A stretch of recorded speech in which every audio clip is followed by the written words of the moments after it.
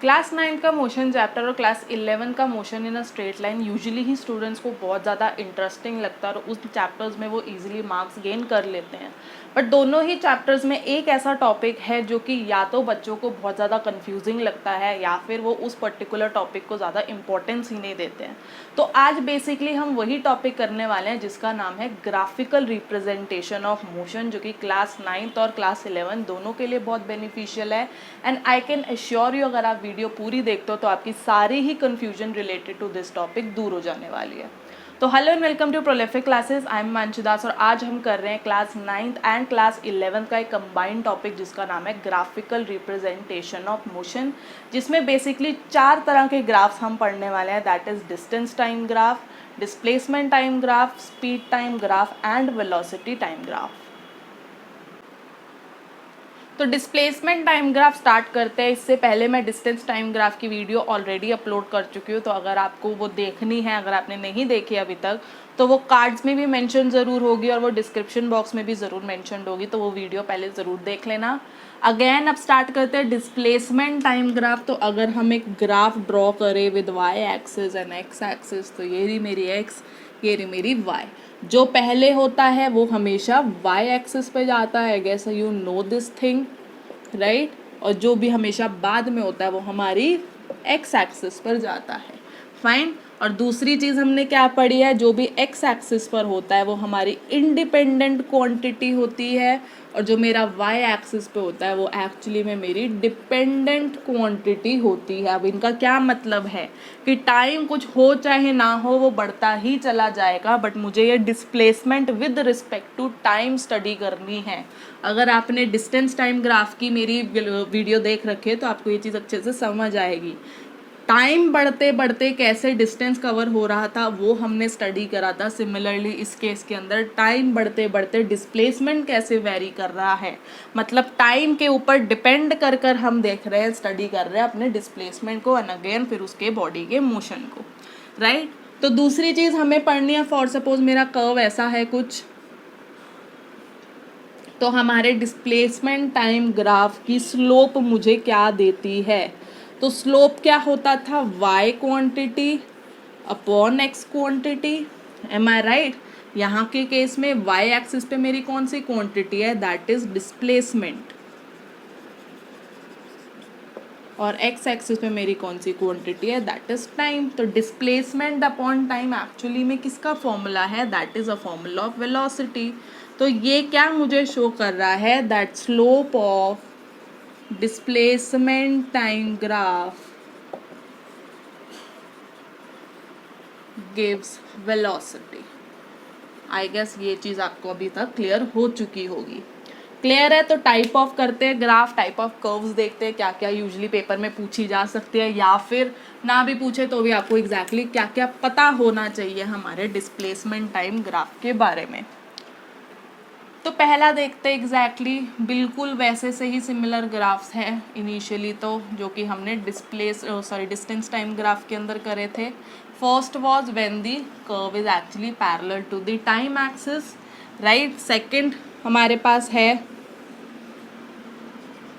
ये रहा displacement time, जब वो लीनियरली वैरी कर रहे हैं, स्ट्रेट लाइन आ रही है मेरी कर्व।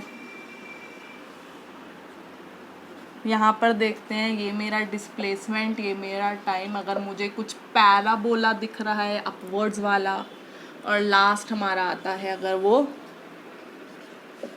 पैराबोला है बट डाउनवर्ड्स वाला, सॉरी,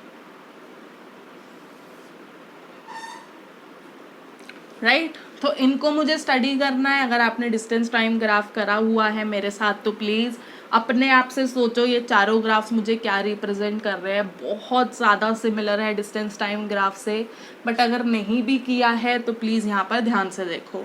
यहाँ फर्स्ट एग्जाम्पल के अंदर टाइम है, टाइम के रिस्पेक्ट में डिस्प्लेसमेंट कैसे चेंज हो रहा है वही मुझे बताएगा कि ये कर्व बॉडी का मोशन कौन सा शो कर रहा है। तो टाइम यहाँ था तो डिस्प्लेसमेंट इतनी थी, सपोज जितनी भी वैल्यू थी, डी वैल्यू थी।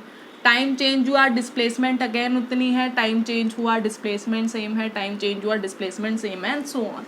दिस मीन्स जैसे जैसे टाइम बढ़ रहा है मेरा डिस्प्लेसमेंट चेंज हो ही नहीं रहा है, मतलब मैंने कोई भी मोशन कवर ही नहीं करा। अगर डिस्प्लेसमेंट अगर मोशन शो करती है बॉडी तो वो डिस्प्लेसमेंट ज़रूर शो करेगी, चाहे पॉजिटिव हो चाहे नेगेटिव हो या फिर ज़ीरो करेगी एटलीस्ट, बट वो वहीं का वहीं है, वो चेंज नहीं हो रहा है। That means body motion show नहीं कर रही है। And if body does not show motion that means body जो है वो रेस्ट पर है। M I right? तो ये तो मुझे ये बताता है कि बॉडी रेस्ट पर है। अब इसका मतलब क्या है कि जो मेरी वेलोसिटी है वो ज़ीरो है। अगर आप स्लोप निकाल के भी देखोगे तो भी वेलोसिटी ज़ीरो आएगी। हर केस के अंदर मेरी जो डिस्प्लेसमेंट है x2 माइनस x1 होगा, किसी दो पॉइंट्स के बीच का डिस्प्लेसमेंट वो ज़ीरो जाएगा। दैट मीन्स मेरी स्लोप भी ज़ीरो जाएगी। दिस मीन्स वेलोसिटी मेरी कितनी हो गई है? ज़ीरो हो गई है। सेकेंड में देखते हैं, अगेन लीनियर कर्व है, स्ट्रेट लाइन है, जैसे जैसे टाइम बढ़ रहा है वैसे वैसे लीनियरली प्रोपोर्शन के अंदर मेरा डिस्प्लेसमेंट बढ़ रहा है। तो इसका मतलब क्या है कि x2 माइनस x1, अगर ये दो पॉइंट्स है, इसका डिस्प्लेसमेंट x2 है, इसका x1 है, इसका टाइम t2 है, इसका t1 है, तो x2 minus x1 upon t2 minus t1 की वैल्यू हमेशा कांस्टेंट जा रही है। और मुझे पता है ये स्लोप है, मतलब मेरी वेलोसिटी कांस्टेंट है। अब वेलोसिटी कांस्टेंट होने का क्या मतलब होता है कि मेरी बॉडी यूनिफॉर्म मोशन शो कर रही है। यूनिफॉर्म मोशन क्या होता था? इक्वल टाइम इंटरवल्स के अंदर इक्वल डिस्टेंस कवर होना या इक्वल डिस्प्लेसमेंट कवर होना। वहीं ही मुझे तीसरी चीज़ मुझे ये कर्व क्या बता देती है कि बॉडी जो है वो नॉन एक्सेलरेटेड है, मतलब उसका एक्सेलरेशन कितना है? दैट इज ज़ीरो है। थर्ड देखते हैं, जब हमारी कर्व पैराबोला टूवर्ड्स अपवर्ड्स दिखा रही है तब भी अगेन क्या देखना है? टाइम के साथ कैसे कैसे मेरा डिस्प्लेसमेंट चेंज हो रहा है। तो अगर मैं इस टाइम पर देखूँ तो मेरा डिस्प्लेसमेंट कुछ ऐसा था, थोड़े कम टाइम पर देखूँ तो मेरा डिस्प्लेसमेंट कुछ ऐसा था। अब ये बोर्ड पे इतना क्लियर नहीं हो रहा है मे बी, बट अगर आप ग्राफ्स पे देखोगे तो मेरा टाइम चेंज जितना भी था, सपोज ये t1 टाइम था, ये t2 टाइम था, ये मेरा जो जो मेरा ये डिस्टेंस थे, ये x1 और x2 थे, तो क्या हुआ है कि मेरा x1 और x2 का डिफरेंस ज़्यादा है as compare to t1 minus t2। मतलब अगर मैं स्लोप निकालूं तो ये कुछ ऐसा निकलेगा, जिसके अंदर मेरा न्यूमरेटर जो है वो ज़्यादा बड़ा है as compare to the denominator. इसका मतलब क्या हुआ कि ये किसको रिप्रेजेंट कर रही थी? ये वेलोसिटी को रिप्रेजेंट कर रही थी। मतलब मेरा जो वेलोसिटी थी वो इंक्रीज़ हुई है। जब भी इंक्रीज़ हो उसका मतलब क्या होता है कि डेफिनेटली बॉडी एक्सेलरेटेड है। और कैसी एक्सेलरेटेड है? दैट इज़ पॉजिटिवली एक्सेलरेटेड है, या फिर बोलूँ तो वेलोसिटी इंक्रीज हो रही है, राइट। सिमिलरली नीचे वाला पार्ट देखो, जब भी हमारा पैराबोला डाउनवर्ड्स हो तो ये क्या है एग्जैक्टली? जब भी देखो अब टाइम चेंज हो रहा है किस तरीके से? यहाँ पर क्या हुआ, मेरा जो ये x1 और x2 का डिस्टेंस था वो कम था एज़ कम्पेयर टू t1 और t2। तो क्या हुआ कि मेरा x2 minus x1 upon t2 minus t1 में मेरा न्यूमरेटर छोटा है as compare to t2 minus t1, जिसका मतलब क्या हुआ कि मेरी वेलोसिटी भी छोटी है, या फिर बोलूँ तो हर पॉइंट के ऊपर उसकी वेलोसिटी कम होती चली जा रही है। तो अगर वेलोसिटी कम होती है तो हम क्या बोलते हैं कि वो नेगेटिवली एक्सेलरेटेड मोशन शो हो रहा है, या फिर दूसरा नाम है रिटार्डेशन, डिसलेरेशन, जो भी आपको आता है, राइट। दिस मीन्स मेरी वेलोसिटी जो है वो डिक्रीज हो रही है। Clear with this thing? और देखते हैं एग्जाम्पल। ये तो थे बेसिक हमारे डिस्प्लेसमेंट वेलोसिटी के। अब देखते हैं थोड़े से इंटरेस्टिंग वाले, जो कि एक्चुअली में डिस्टेंस टाइम ग्राफ के अंदर जो कि हमने इम्पॉसिबल प्रूव कर दिए थे। क्या वो डिस्प्लेसमेंट टाइम ग्राफ के अंदर भी इम्पॉसिबल है या फिर पॉसिबल है? तो सबसे पहला एग्जाम्पल था ये रहा मेरा डिस्प्लेसमेंट, ये रहा मेरा टाइम, ऐसा मोशन, राइट। अगर यही कंपैरिजन के अंदर मैं इसका डिस्टेंस टाइम ग्राफ बना दूं सिमिलर सा, तो क्या होगा? अगर आपको याद हो लास्ट वीडियो के अंदर हमने इसको नॉट पॉसिबल शो कर दिया था। क्यों? क्योंकि ऐसा कभी नहीं हो सकता कि मेरा टाइम इंक्रीज हो रहा है बट मेरा डिस्टेंस डिक्रीज होता चला जा रहा है, राइट? अगर बॉडी मोशन शो कर रही है तो डिस्टेंस इंक्रीज होगा, अगर बॉडी मोशन शो नहीं कर रही है तो डिस्टेंस चेंज ही नहीं होगा, तो किसी भी केस के अंदर वो कम नहीं होगा। बट क्या यही चीज़ डिस्प्लेसमेंट के केस में होगी पॉसिबल या नहीं होगी? तो देखते हैं। यहाँ पर अगेन मेरा डिस्प्लेसमेंट जो है सेम चीज़ कम होता जा रहा है विद टाइम।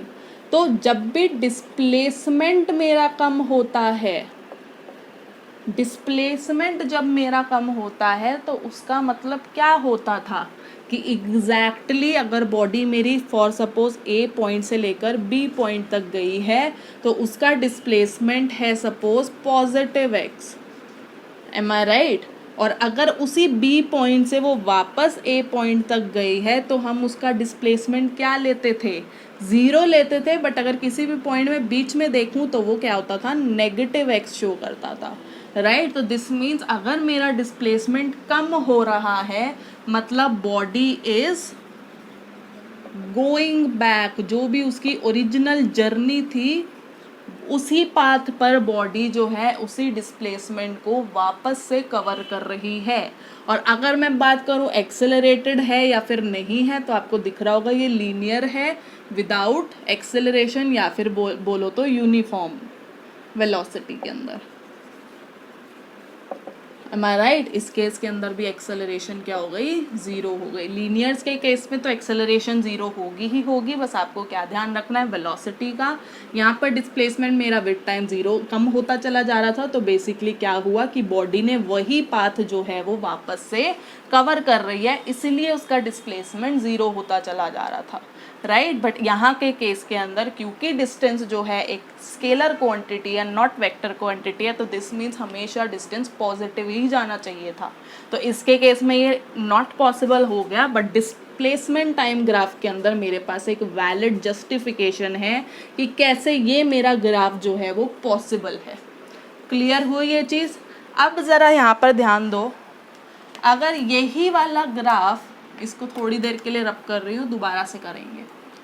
अगर मेरा यही वाला ग्राफ नेगेटिव चला गया, अगर मैं दूसरा क्वाड्रेंट भी उठा लूँ और ये बॉडी ऐसी चली गई, राइट? सपोज ये पॉइंट मेरा ए था, ये बी था, ये सी था, तो क्या डिस्प्लेसमेंट टाइम ग्राफ के अंदर ये मोशन पॉसिबल है या नहीं है?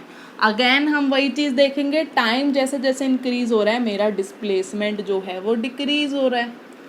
तो मैंने फर्स्ट ए टू बी में तो ये चीज़ देख ली कि भाई this is very much possible कि डिस्प्लेसमेंट विद टाइम कम होता जाए। उसका मतलब क्या है कि बॉडी अपना पाथ जो है वो रिकवर कर रही है, राइट? बट जैसे ही वो पॉइंट बी से सी जाने लगी, इसका मतलब क्या है कि वो एग्जैक्टली उसने जहाँ से बी से स्टार्ट किया होगा, फॉर सपोज इनिशियली वो ए पर गई। अब मैं स्टडी कर रही हूँ कैसे वो ए टू बी गई। अब ये चीज़ समझो, जैसे ये ए पॉइंट था, ये बी पॉइंट था, ये सी पॉइंट था। इट इज़ जस्ट लाइक ये कोई बंदा है, ये कोई आपका फ्रेंड है, वो आप उसको स्टेशनरी जाना है, आपने उसको फ़ोन करके कहा कि भाई जाते जाते बस मेरे से एक किताब ले जाइए, वो मुझे वापस करवानी है।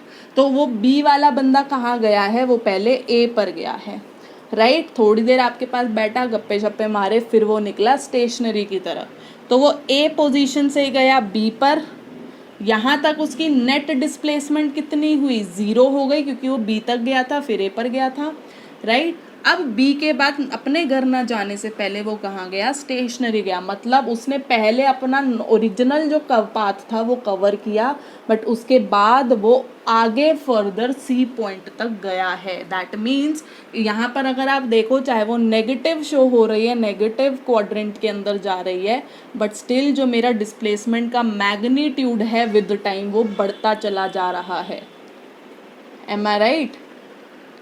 तो विद टाइम मेरा मैग्नीट्यूड बढ़ रहा है, मतलब अभी भी डिस्प्लेसमेंट कवर हो रहा है, बट क्योंकि वो नेगेटिव क्वाड्रेंट के आगे आ गया है मतलब वो फर्दरली कवर कर रहा है। तो बॉडी वेंट बैक फ्रॉम कहाँ से? A to B and then moved further to point C. ये चीज़ समझ आई है। वो नेगेटिव दिखाने का क्या मतलब है कि एग्जैक्टली उसकी ओरिजिनल जो डिस्प्लेसमेंट कवर हुई थी उसकी ऑपोजिट डायरेक्शन है, राइट? क्योंकि डिस्प्लेसमेंट मेरा वेक्टर क्वांटिटी है, बट नेगेटिव होने के बाद भी मेरा जो मैग्नीट्यूड है वो इंक्रीज होता चला जा रहा है, मतलब वो आगे भी डिस्प्लेसमेंट उसने कवर करी है। तो ये थे एग्जैक्टली आपके डिस्प्लेसमेंट टाइम ग्राफ के जो बेसिक क्वेश्चंस होते हैं जो कि यूजुअली आपके एग्जाम्स के अंदर पूछे जाते हैं। तो आई एम वेरी श्योर आपको यहाँ से ये चीज़ें समझ ज़रूर आ गई होगी, बट इन एनी केस अगर नहीं आए तो प्लीज़ कमेंट सेक्शन के अंदर मुझसे ज़रूर पूछना। अगर आपको वीडियो पसंद आई है तो प्लीज़ वीडियो को लाइक ज़रूर करना, जितना हो सके अपने फ्रेंड्स एंड क्लासमेट में शेयर करो, और चैनल को सब्सक्राइब करना मत भूलना। रीज़न क्योंकि अभी velocity time graph and speed time graph की वीडियोस आनी बाकी है, तो जैसे ही वो अपलोड होगी आपको इन्फॉर्मेशन मिल जाएगी, आपको नोटिफिकेशन मिल जाएगी। तो चैनल को सब्सक्राइब करना मत भूलना। मैं मिलूंगी आपको अपनी नेक्स्ट वीडियो के अंदर। Till then bye.